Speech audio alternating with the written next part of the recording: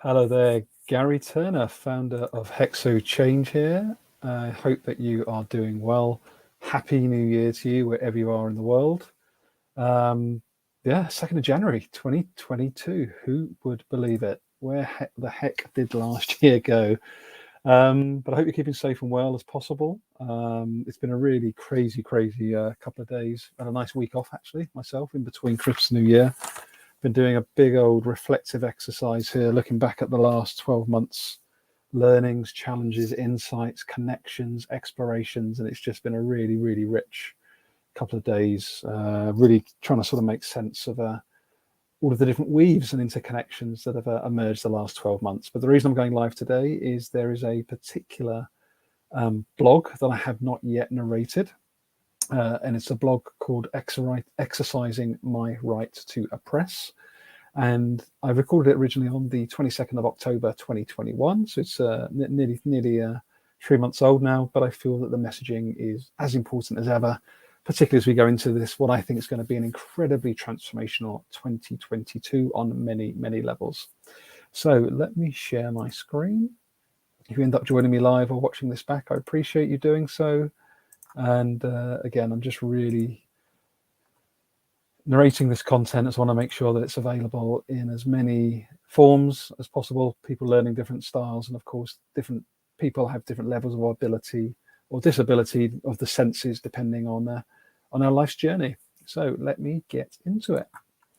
So exercising my right to oppress, please bear with me, is the name of this blog. So I got so far writing this blog last night. Again, this is as of the 22nd of October, 2021. And then I just hit a wall. And then one of my personal guides and inspirations, Samantha Sapaya, shared this very powerful post on LinkedIn this morning, and it helped prompt some further reflections and weaving of other thoughts. This post from Sam is just a stunningly brilliant invitation and reflection, especially for my kin and corporate folks. Again, you can go click through any of the hyperlinks at my website, hexochangenow.com. And you can also find the blog in the foot of LinkedIn or YouTube. So in addition to Sam's posts, I want to state that the still too often myopic focus on double-digit growth at all costs, literally, will not turn around our planetary and social challenges.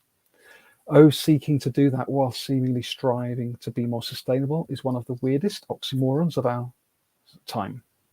I'm a big supporter of and not or approaches, but this and scenario challenges me.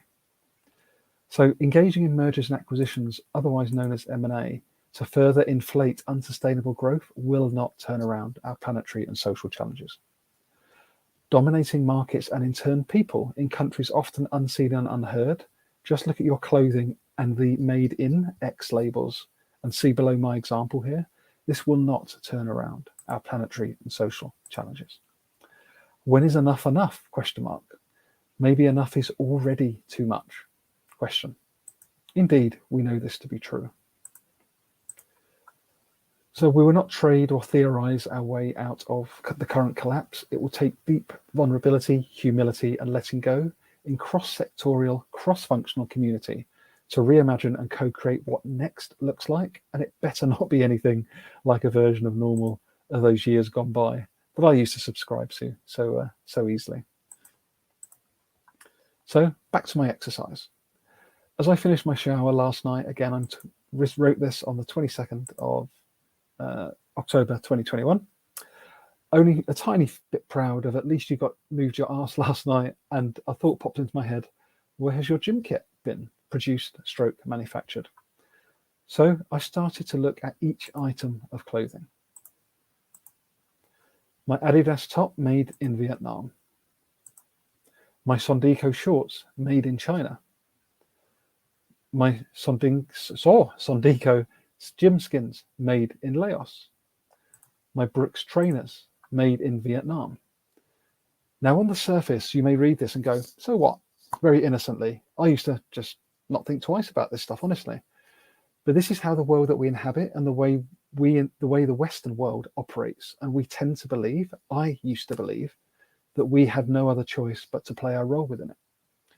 So who am I in the grand scheme of things to be talking about this topic?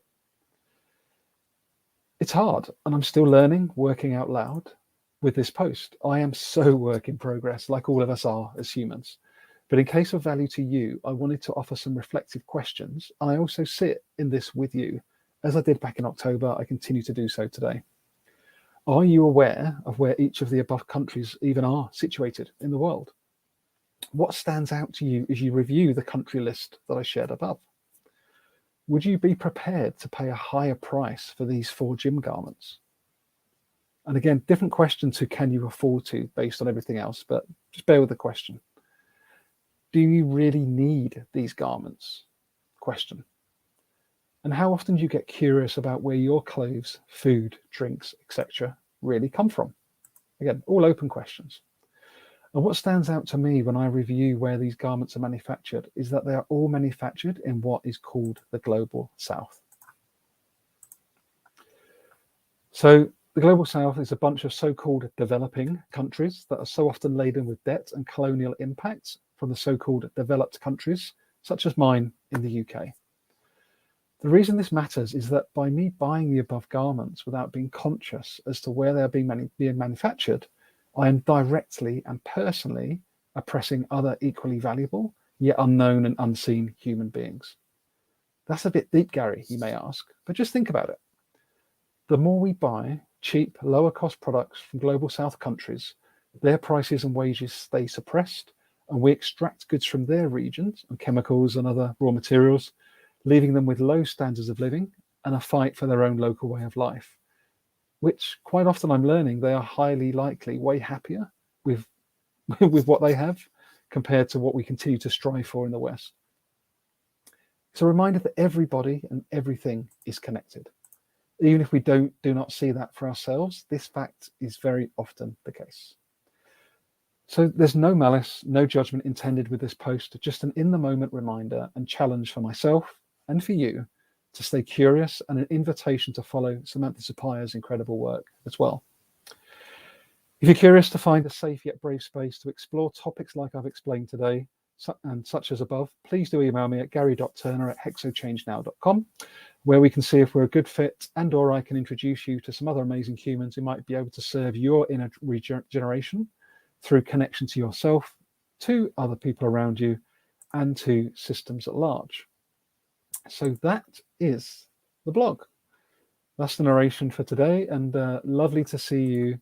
Elise, Happy New Year to you as well. Thanks for popping along as I go live with this narrated blog back from 22nd of October 2021, exercising my right to oppress. Now, these words are tough, right? No one wants to think that we're oppressing other human beings, that we're directly complicit and involved in this global supply chain.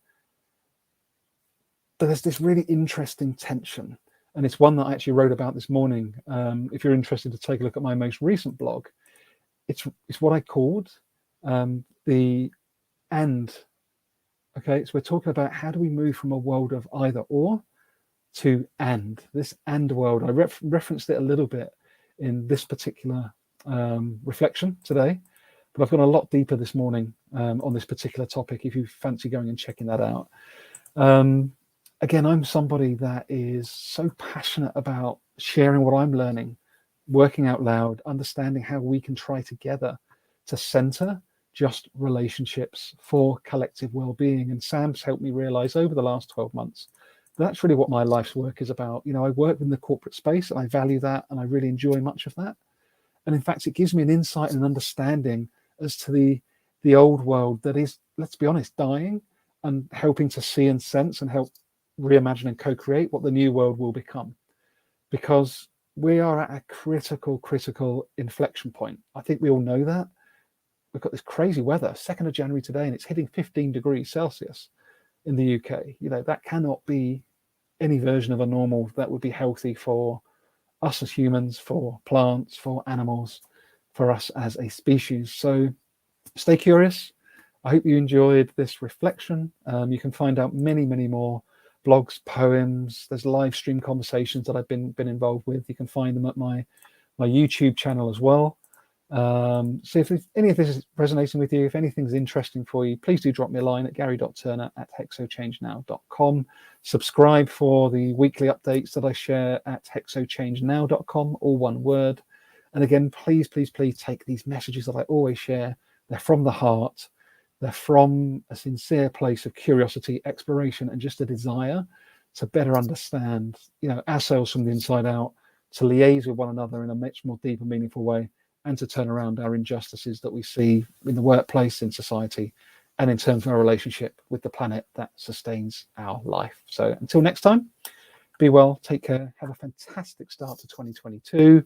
I do hope that if we've not spoken in a while, we get to speak. If we've never met before, again, do sign up, connect with me on LinkedIn. Let's get to know each other. It's not all about the big sell. Of course, if I can support you on a one-to-one and team basis, that's great. But it's all about community. It's all about sharing, learning, and growing, and collectively seeking to turn around the challenges that we are all facing. So take care. All the very best for now, and good luck.